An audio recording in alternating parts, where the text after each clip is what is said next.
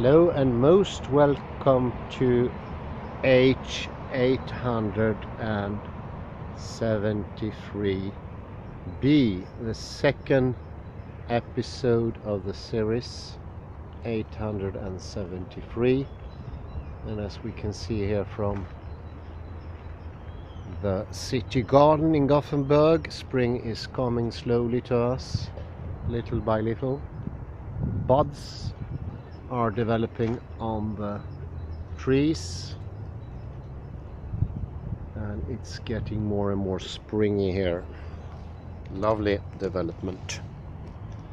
It's a sheer pleasure to be alive. And speaking about liveliness, let's continue with opening up of the eye, this rather cumbersome and definite contraction, I would say. It's a contraction of space and time, and that one is a limitation on knowledge, the borders that makes past and future seem impenetrable are lack of knowledge. Knowledge can lighten up these areas. We can get acquainted with this, what can we say, these hidden vaults of pleasure, memories, but above all knowledge, a spreading, illuminating, nutritional knowledge. And this is exactly the thing I've been hoping for so long. I have clear remembrances of all my studies, years and years, points after points. Honestly, I don't know how many years I studied, and I never ever got a feeling of progression. I had rather this cumbersome and coming again and again sense of being the same thing over and over again, a never-ending repetition, renaming, but all the time trying to strive for presence, and sometimes even a sadness developing in the lecturer's face, the professor, and this grasping, this incessant grasping, trying to get something from this presencing.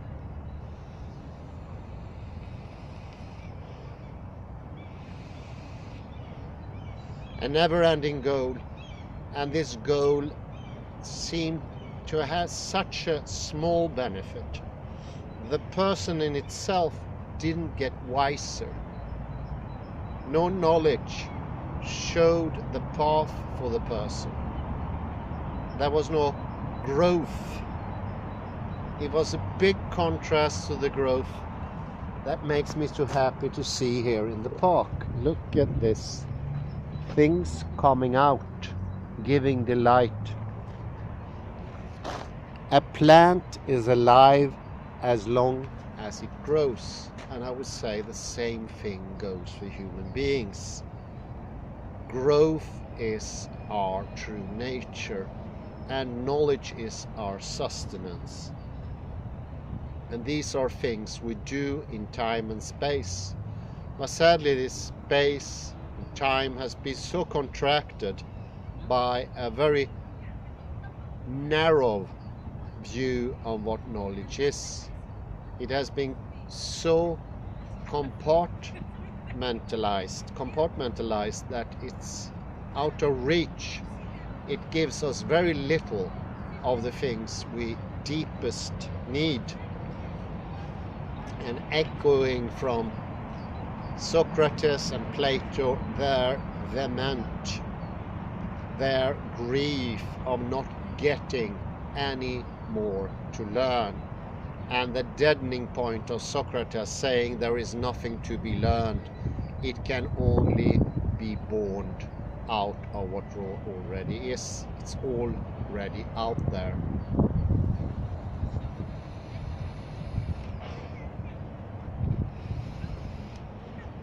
For me, deconstruction was a way out of this deadlock. Deconstruction says it is not identity, it is not the recognition that Socrates pointed to that is the world, nor knowledge. It is the difference.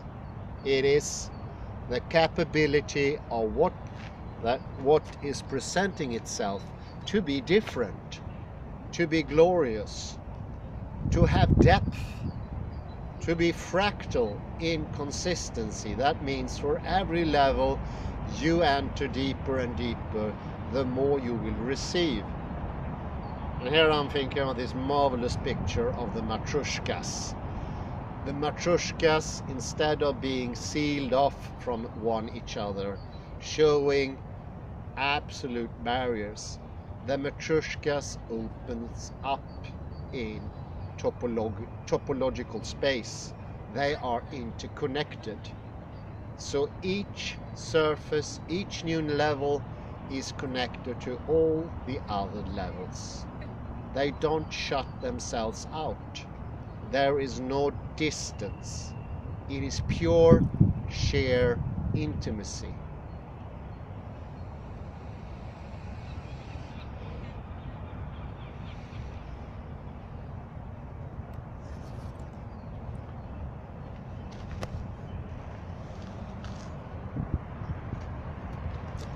And of course, it is in this intimacy that things start to mean something for us. They become meaningful, become something for us. And here enters the subject. And the subject, of course, is a subject, to have an alliteration, or rather a sort of a dumbfounded pun here. That is the presencing. That is this sought after now of all Western thinking. This demand for being in pure presence, in illuminate, brilliant showing, and clear presencing. A presencing that shows the object in all its glory and let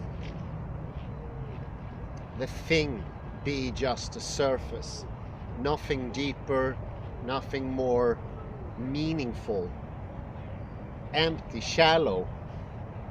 And that's the purpose of the ego, the I with a little I. The I is the place taker of reality, of presencing. This is the dummy we use, so to speak, instead of being in the world, being in space. We get this rather large homunculus that is not alive. It is static, it's an origo that doesn't move. It's the place taker that makes it possible to localize everything in the world. It's a projecting of meanings as well. And I think this projecting of meanings could be compared to the trajectories coming from the origo, coming from the eye line and going out X, Y, Z, and telling where something is. Something is localized. This localization becomes in the end very important, and it's a double take. It's localization on one end, and there is the I, and what binds them together is the now, this shining bright lure of the now. Now is the only real. The message from all the Western thinkers, it's only in the now the object can exist and have their so to speak take place, and the emptiness needs to be shied away, gotten rid of, and the same with time. The absentee, the two brothers, past and future, need to be shoved to the sides, and they help construct, so to speak, the now, the I, the I, the I, yeah, it's a twofold thing. It could also be the I, same pronunciation, and here it's a pun intended, because it's very connected to this sharp I. This is one of the reasons it is good to keep a rather half-shut eyelid, not open your eyes and have this objective eyes, this narrowing of focus.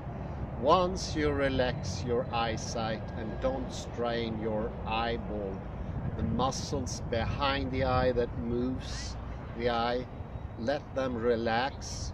Take in what is behind you, above you, and around you. And you get this fantastic feeling of presencing, of being here, and you balance up. Everything comes in place. And there is a safety in this position.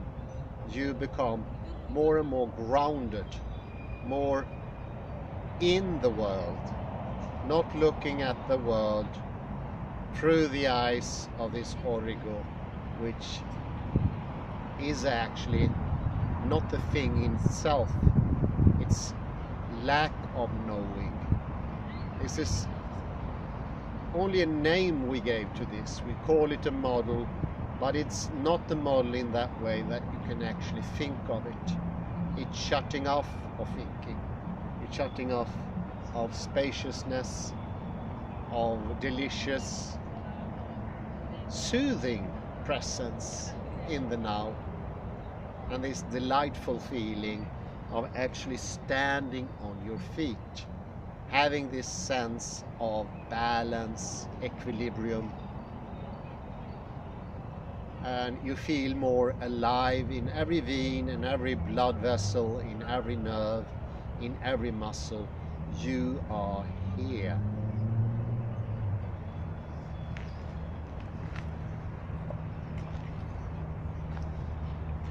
And by adding space, I feel holding these lectures has become easier, not as straining. And I can also feel I can let the camera be away. I don't constantly have to look into it. And it feels more lively somehow, that there is actually live human beings looking on the other side. Much less looking into a computer screen with no reaction. Here is a live presencing.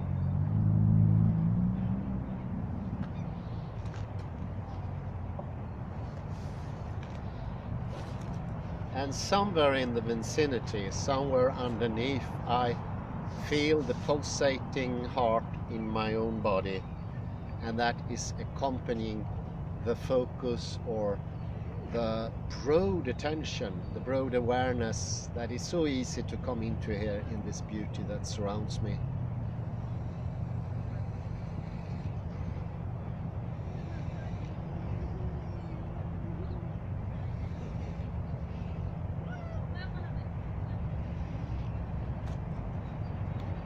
Steaming away.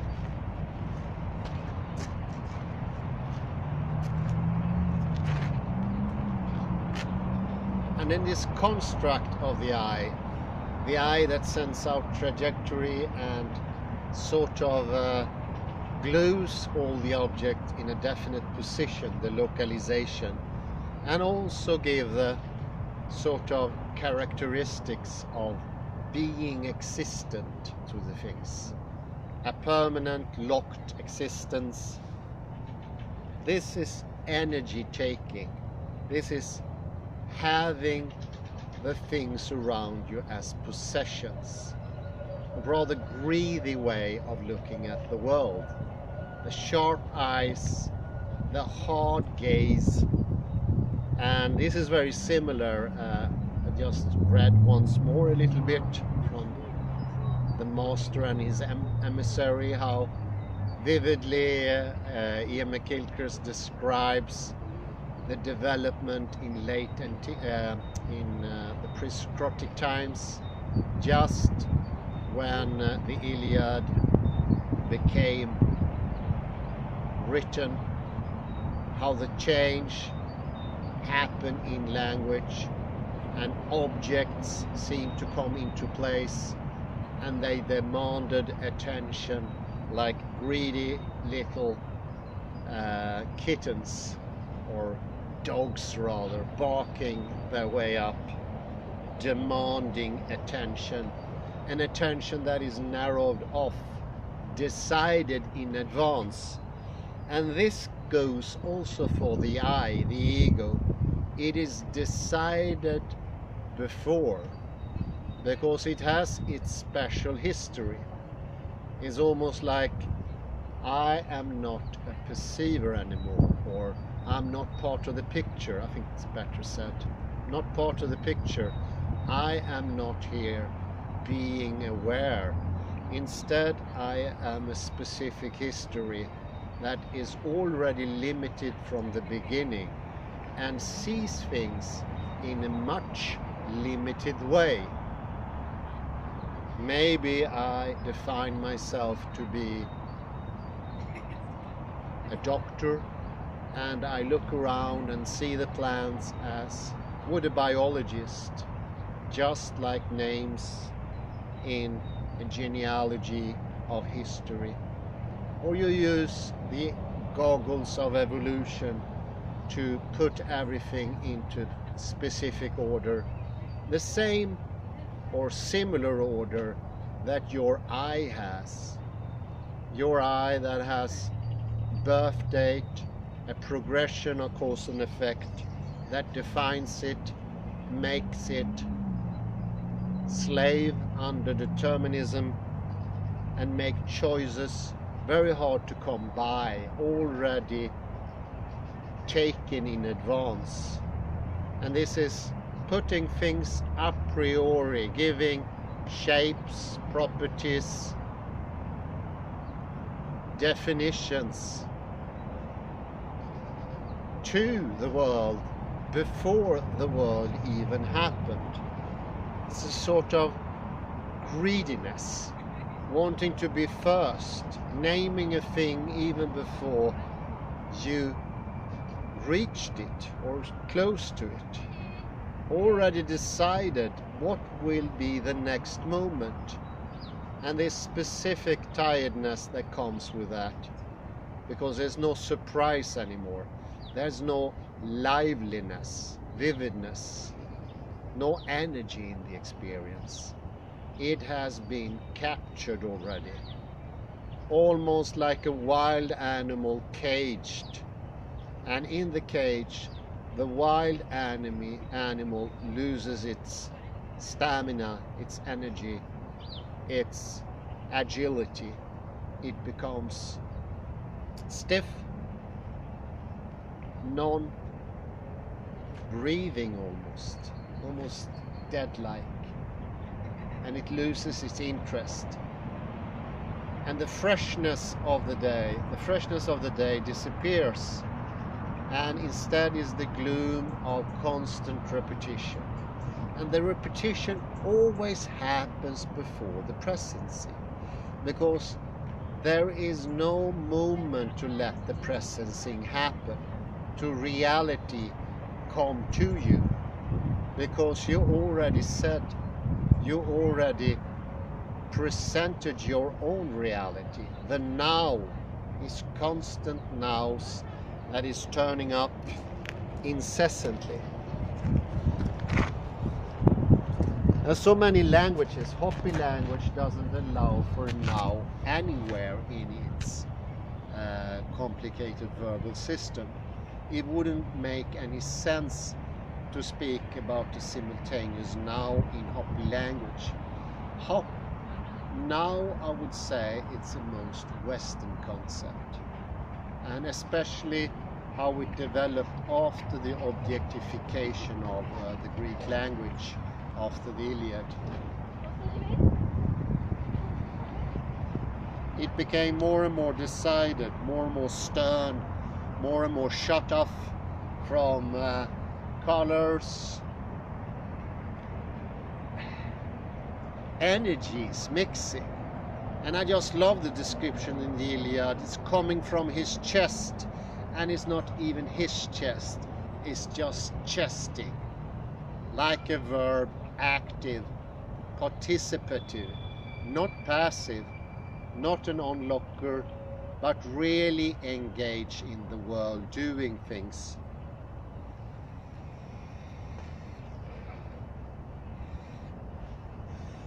Can compare these modes of being.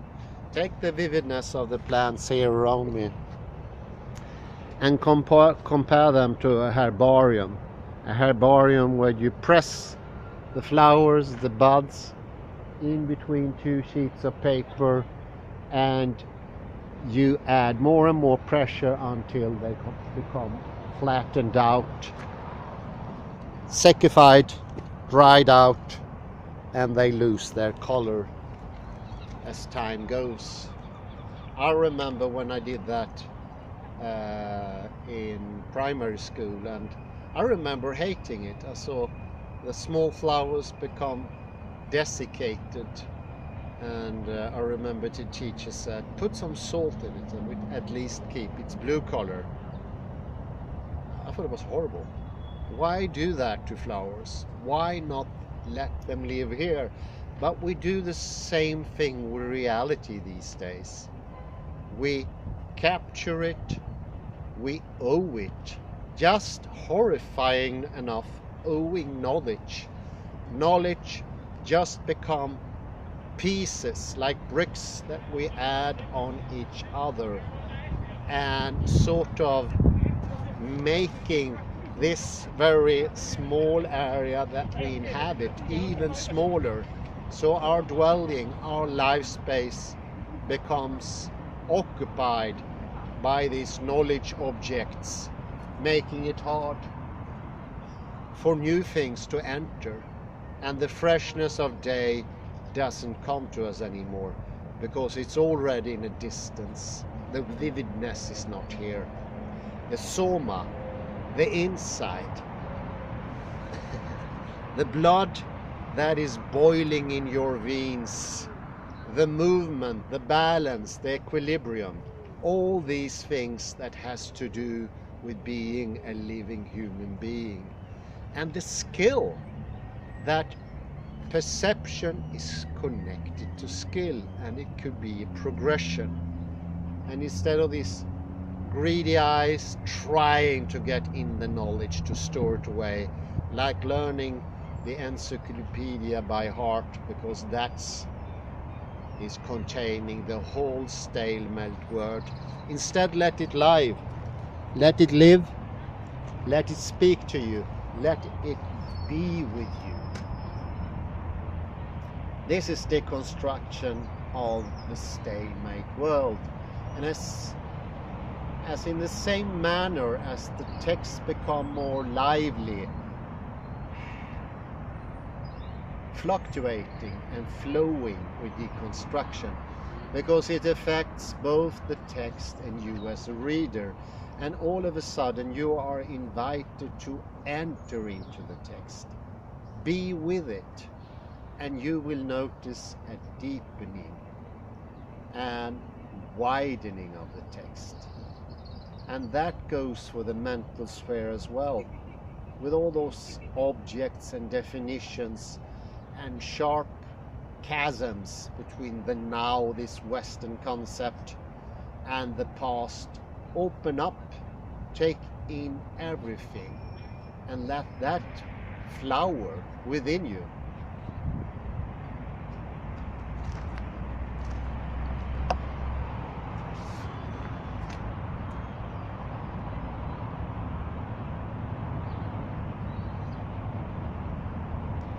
It's also a story about attention and awareness.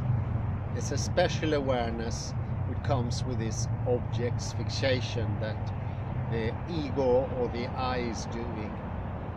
And that is a narrowing of the eyes, straining of the eyes, but also a straining of the whole composure of the body, making the knees rigid and the toes grasping in the ground.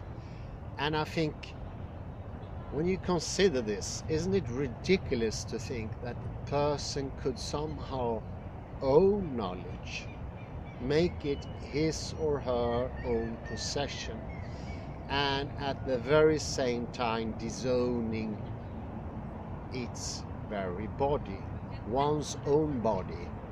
How could one be wise if you are strained, if your whole body is tensed and overlaxed at the same time?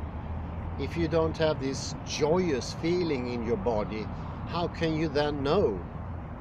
And isn't it also the case that fear enters the scheme? The fear of losing the presence, of losing all your possessions. Why is there so often criticism of rich people owing a lot of things, when there is no criticism about this modern man owing knowledge in small packages just for the pleasure of the eye, instead of being in knowledge, be close to it, doing it, acting with it, an intimacy that has energy and that energizes your body. Knowledge should be like a magic potion that makes you healthy. Health is a normal outcome of knowledge. It's something that informs how you use your body. That's not separated. I would say not even separable. It is a part of being alive and living in the world and taking in. And once you expand, your body becomes healthier.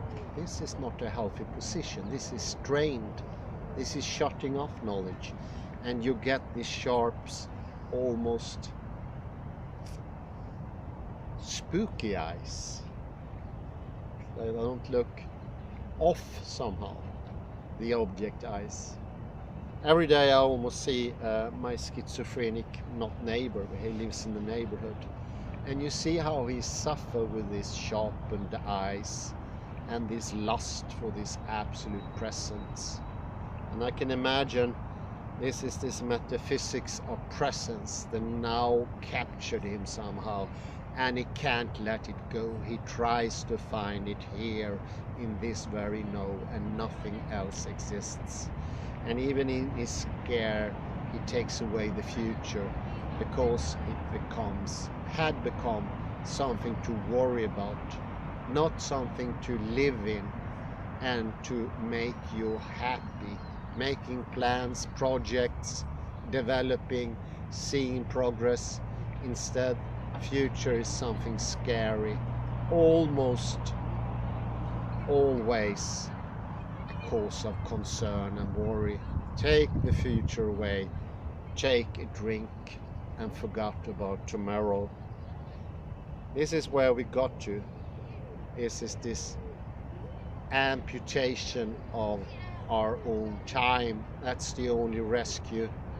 Look into a TV game, take away the future and the awareness of reality, and try to shut the whole system off. I think that's what we do these days. And this is definitely the way that knowledge within, for instance, science of cognition used to take, until very recently. But there's been a change. There is a springing also in knowledge. It is opening up because reality itself is not such a desolate, barren landscape. It's a flowering, vivid, multicolored and deepening landscape that gives pleasure, but also receives pleasure from the one who's participating, not passively observing, but actually being there with his own system or her own intention and wishes. Part of reality, as sure as our wants are part of reality, and our future, not to be cut off somehow, and to give us repose means relax, like a park bench cut off from the world, that we have to forget about reality, our future and our past, to have some freedom. That's a horrible, horrible thought. But it's not necessary. It's not at all necessary. It's instead something that could be made soft, transparent, and you realize these lines sort of can be seen through. It's a tunneling effect, almost like coming from quantum mechanics. You can go right through the wall, and you can go right through the walls constructed towards future and the past, and you can see this as your domicile, where you live, where you inhabit, like the wanderer in the poem by Hölderlin that Heidegger liked so much. It's a homecoming to your time, to your space, but also to your knowledge. I think there is a good time here to round off. I say thank you very much, and I wish you a very pleasant afternoon from this springy little green island in the middle of Gothenburg. And let me just focus in on these lovely plants.